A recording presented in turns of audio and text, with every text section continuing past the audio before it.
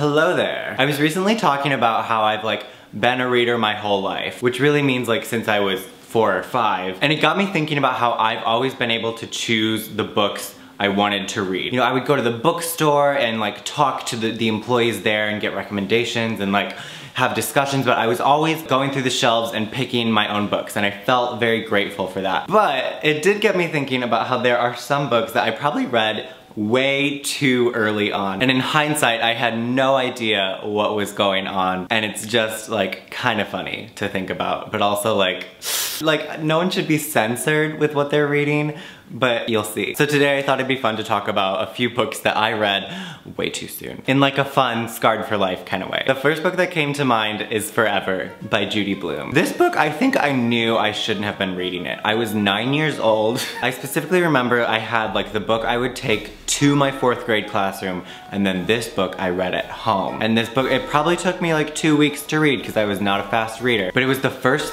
sexual love story that I read. And it is a teen book. It's a coming of age, first relationship, first sex, everything. Judy Blume is very much known for the sexual awakening, the first story about sex for 15-year-old girls, but also for 9-year-old me. I knew of Judy Blume because I was also reading her middle grade books that were fudge, super fudge, and so those were more appropriate for me. And so when I started digging a little deeper into her writing, I found Forever. I was trying to break into reading YA a little bit more. This was what I found. It was something where it was of sexual nature, but also not so confident.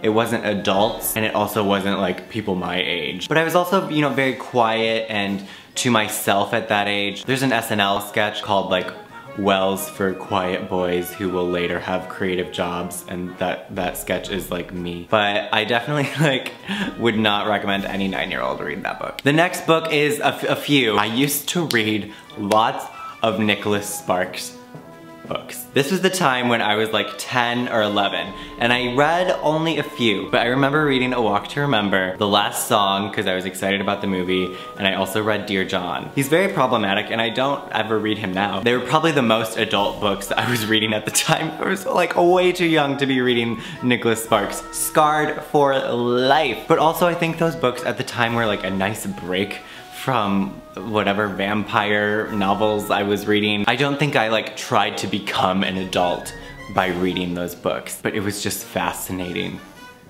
at the time. The next one it's something that I think about sometimes, and I don't regret anything, but I was very, very young when I first read Harry Potter. And I know the first book, it's 11, he's 11. It's a great book for 11-year-olds, middle school. But I started reading Harry Potter when I was 7, and then Harry Potter ended when I was 9 in 2007. So sometimes when I look back on that reading experience, especially in the earlier days, I'm did I comprehend